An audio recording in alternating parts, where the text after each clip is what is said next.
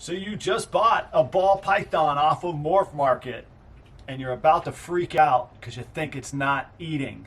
Don't freak out. Watch this video first. Please.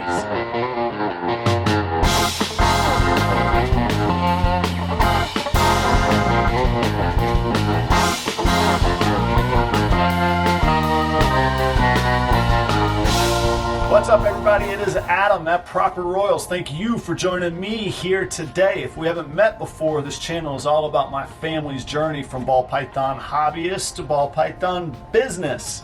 And if you're watching this video because you just bought a snake and you're afraid that it's not eating properly, you might not have seen this before. So if you enjoyed today, if you get some value out of it, I always appreciate a like and a subscribe. It makes a difference for me.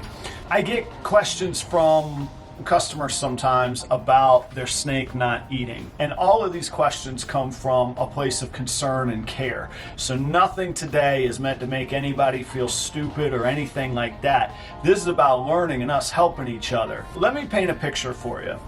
If you Google anything about ball pythons, one of the biggest things that comes up is feeding questions. More so than any other animals that I know of. I'm sure there's some other animal out there that makes it tougher. Ball pythons are finicky eaters. But here's the thing. In that same Google search, you never see anything about a ball python starving to death. They will eat. I promise you they'll eat. They'll eat when they're ready. This isn't a feeding video about really how to get them to eat specifically. I got a bunch of those. There's a whole feeding playlist that you can watch if you want. I'll put a link to it here. What I'm telling you about really is being patient with your snake, being patient with yourself, letting that snake settle in. Before we get too lost in this video, understand most eating issues, especially with a new arrival, have to do with that snake not being comfortable. That's it. Get the snake comfortable, let it get comfortable. Snakes do not need to eat often at all. It's good that they eat regularly, but if necessary, they can go a long time. If that snake is above 300-400 grams, leave it alone. Let that snake settle in. If it's under 300-400 grams, you got to have a good conversation with the seller. But honestly, even if it's beyond just a hatchling, that snake could go months without eating. As long as it's got water and a clean, healthy environment, it's gonna do fine. It's not living its life to go on your schedule. It's gonna go on its own. Look around the world. People are different sizes. We eat different things, different ways. We have different needs.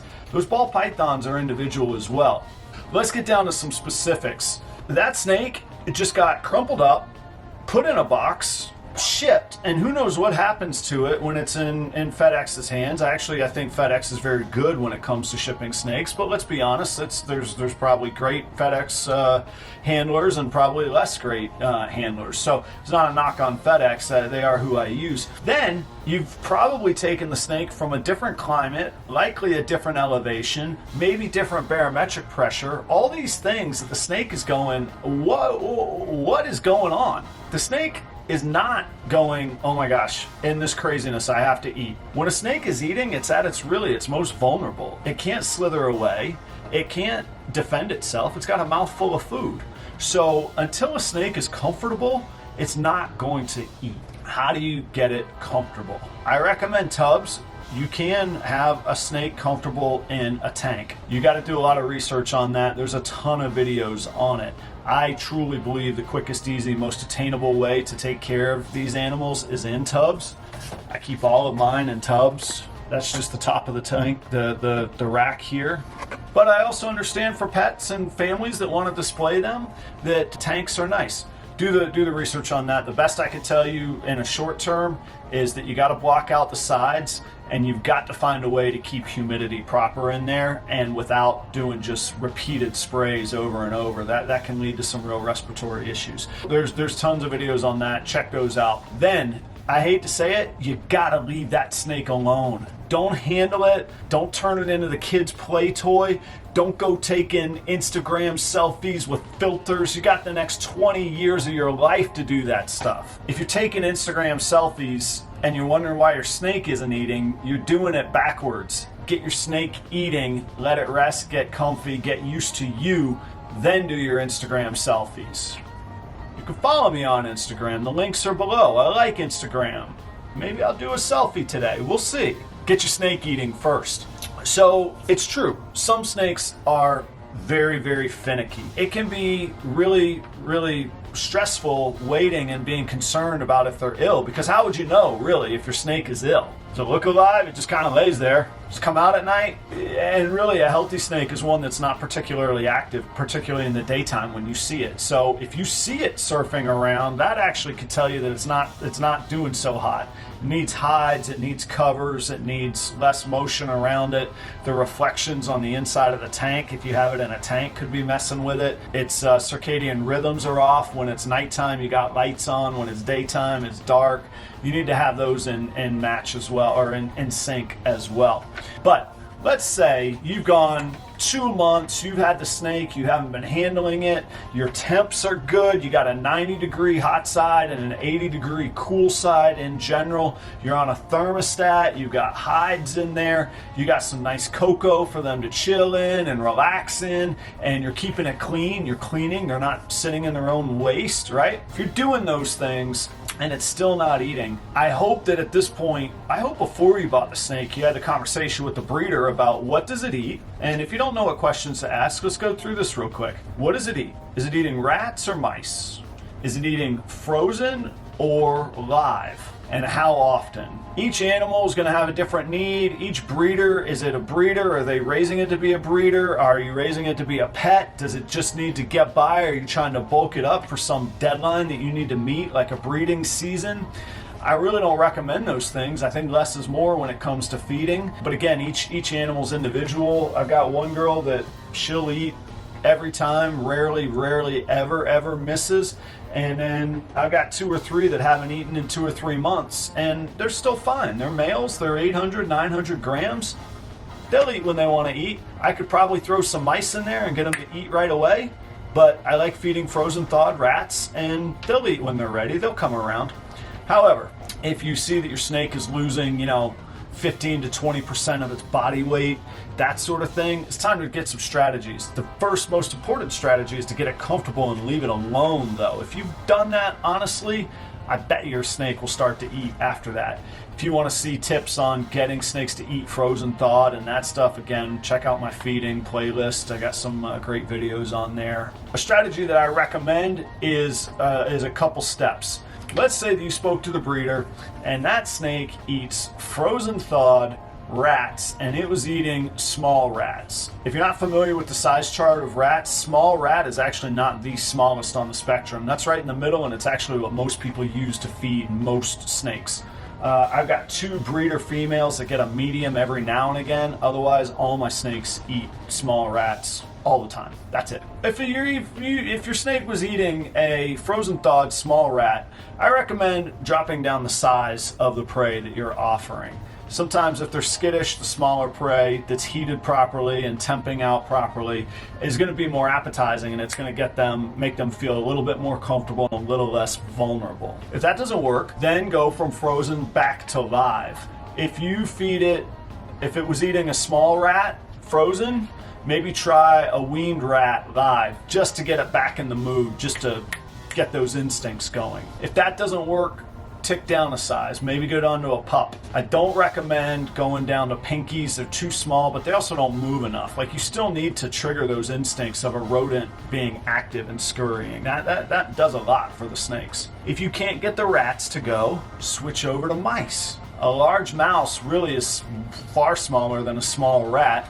That's still about the size of a weaned rat, which is pretty small. Throw a live mouse in there that's going to be frantic. Do it at nighttime when they would naturally be eating. Do it when you're not in the room. You don't need to watch it strike. Get out of there. If the mouse is gone later, you're happy. You got 20 years to watch it eat later down the line, right? Then tick down. If that large mouse doesn't work, go to a small mouse. Last mouse I would try is a hopper mouse. Hopper mice are like M&Ms to ball pythons. I don't know why. The little movement, they literally hop all over the place. Those will likely eat, okay? At that point, you should have been in contact with your breeder. You should find out what was working, what wasn't, what was it living in, what's the best way it's going to thrive. And you should have those conversations, but you should also listen to your breeder. Your breeder, your salesperson is going to know, is this a finicky eater? Which doesn't mean you shouldn't buy it. Just means that, hey, it's going to take a little longer, and if your goals require a certain deadline, then maybe that's not the snake for you. If you want a great pet that you don't have to worry about it getting to any certain size, any certain time, that might be a great snake for you. On the other hand, if there's one that eats all the time, you need to be prepared to be cleaning the cage, that it's going to grow bigger. You got to grow the enclosure with the snake, all those things. So take those into consideration. There's pluses and minuses on either side, but you should have those conversations with your breeder. Now, let's talk about vets, and I want to be really, really careful here. I am not by any means advocating second guessing the medical or scientific community. All I'm saying is that you should ask your vet what their comfort and confidence and expertise in reptiles is. As a matter of fact, not my opinion, most vets are not trained or specialized in reptile care. You don't go see the eye doctor for your lungs, right? Doctors have specialties, vets have specialties, and they're often asked to care for all pets, and they can't know all things about all animals. So you gotta find that out, okay? I talked to a customer not too long ago, and this is not a knock on this customer. Customer was very concerned, and it came from a place of care about their snake, and they took it to a vet. This is after it had been traveling in a FedEx box, hadn't eaten, hadn't been able to settle in. I don't know how they were handling it. They were holding it in the tub, but it only been a couple weeks. The vet says, well, we're going to force feed it some vitamins to make sure it's okay. So now you've stressed it out by shoving a tube down its throat, grabbing its head. You think that snake's settling in? And then this I've never heard of. I don't know what this is, and somebody can comment. Maybe this exists, maybe it's normal. I've never heard of it. The vet says, we're going to give it an injection to make it hungry. They took a needle and stuck it in this snake. It's a finicky eater. And we talked about this. You got to be cool. That was an 800-gram animal. It knows how to eat. How'd it get to be 800 grams? I'm passionate about it because I want to care about the animals, and I want you to have a great experience as a new ball python owner or an experienced owner that just bought a snake from me on MorphMarket. I want you to buy more. I love my snakes. I'm not going to lie to you when I sell them. I'll tell you what's going on with it. I had a long conversation. I spent 4 hours texting with a guy today about whether we were going to feed his snake some mice today or whether he wanted to feed him rats in the future and which direction I was going to go to feed him today. That's a real story. Tam, if you're watching this, shout out to you. Thanks for the purchase. You got to be patient. Give your snakes the right atmosphere and leave them alone. The right atmosphere, water, and an honest offering. And offer at night.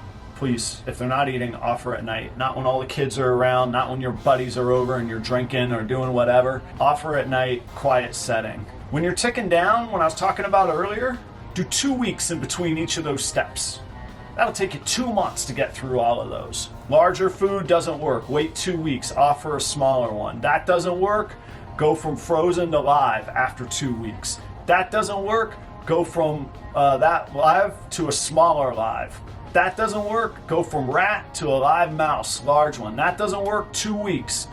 At the end of that time, if you've given it an honest 6-8 weeks since you bought the animal and it arrived and you've left it alone and you've cleaned and you've given it water, and then you go through all those steps and it still hasn't eaten, sure, maybe then you talk to a vet. Maybe then you go find a specialist. But there's no rush. These snakes are fine. They go this long without eating. It's okay. And let me tell you, it'll happen again. That very snake, you're gonna get eating, and then one day it ain't gonna wanna eat for a while, and one day it will. Thanks for hearing me out. If I can ever be of help, you can email me directly at properroyals@gmail.com. Otherwise, keep it right here. I'll keep you up to date on all the things that we've got going on, which there's always plenty here, and I hope to see you again soon. Thanks for joining me today. Until next time, see ya!